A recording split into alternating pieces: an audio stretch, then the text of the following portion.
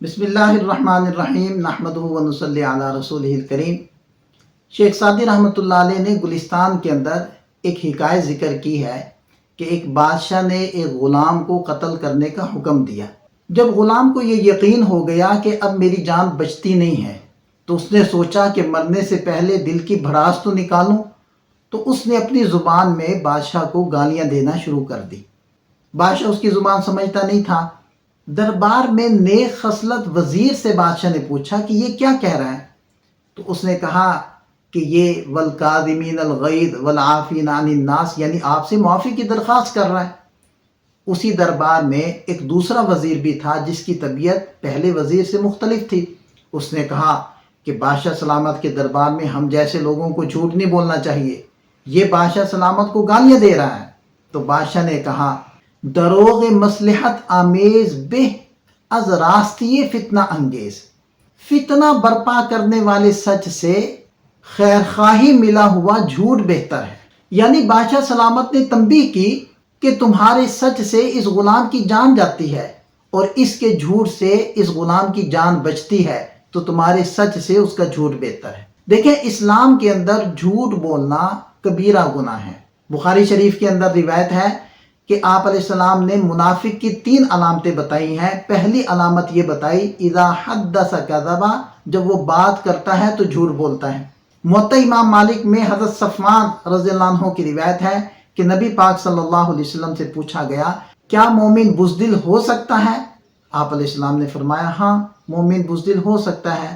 پھر پوچھا کیا مومن بخیل ہو سکتا ہے؟ آپ علیہ السلام نے فرمایا ہاں، مومن بخیل ہو سکتا ہے۔ پھر پوچھا کیا مومن جھوٹا ہو سکتا ہے؟ آپ علیہ السلام نے فرمایا نہیں، مومن جھوٹا نہیں ہو سکتا۔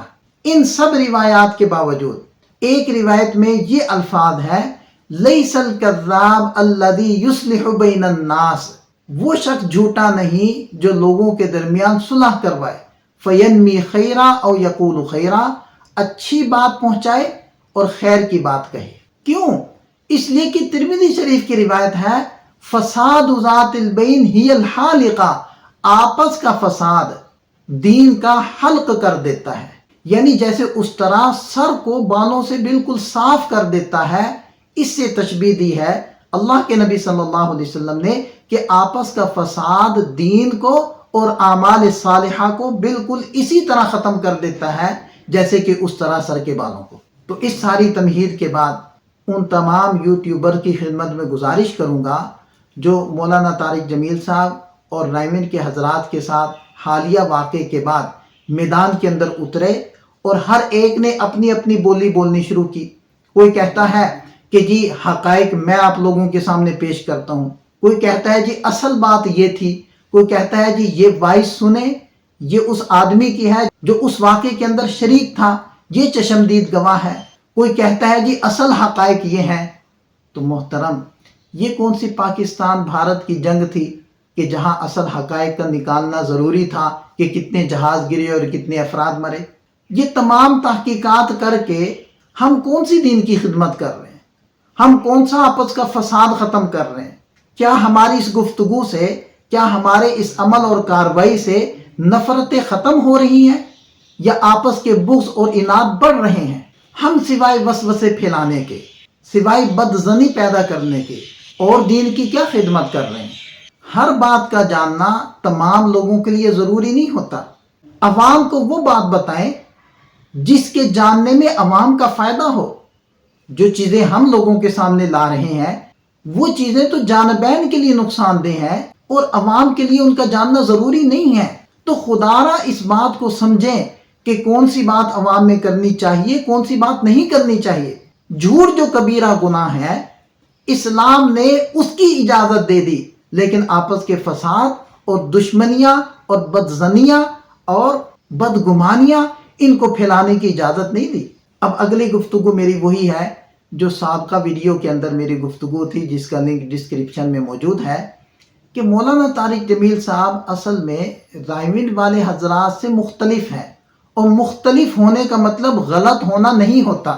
مولانا طارق جمیل صاحب نے مدرسہ قائم کیا، اس کا الحاق رائمنڈ کے ساتھ نہیں کیا اور نہ ہی وفاق المدارس کے ساتھ یا اس کے علاوہ کسی وفاق کے ساتھ کیا۔ مولانا نے اپنی طرز پر اپنے اسلوب اور منہج کے مطابق ایک ادارہ قائم کیا جو اب تک ماشاءاللہ چل رہا ہے اور وہ اپنے اہداف کو حاصل کر رہا ہے، اور مولانا کو پورے طور پر یہ حق حاصل ہے۔ مولانا طارق جمیل صاحب تبلیغ کے حوالے سے یا دیگر معاملات کے حوالے سے اپنی ایک مختلف رائے رکھتے ہیں جس کو انہیں پورے طریقے سے حق حاصل ہے، جبکہ رحمل والے حضرات وہ یہ چاہتے ہیں کہ تبلیغی کام کو اس کے اصلی منہج پر باقی رکھا جائے اور اس کو اس کے منہج اور اسلوب سے ہٹنے نہ دیا جائے۔ اصل میں یہ وہ بنیادی نقطہ ہے جس کی وجہ سے تھوڑی بہت اونچ نیچ یا چٹکلش ہو جاتی ہے۔ اس کو صرف نظر کرنا چاہیے، ہمیں ان چیزوں کو اتنی ہوا نہیں دینی چاہیے، یہ بڑوں کے معاملات ہیں۔ مولانا کے دل کو تکلیف پہنچی، انہوں نے شکوہ کر دیا۔ عوام کے لیے دونوں حضرات ہی قابل قدر اور قابل عظمت ہیں، ہم دونوں حضرات کی عزت کو دل میں رکھتے ہیں، کسی کے خلاف بات نہیں کرتے، سب کے لیے دعا کرتے ہیں۔ اللہ تعالیٰ ہم سب کا حامی و ناصر ہو۔ السلام علیکم ورحمۃ اللہ۔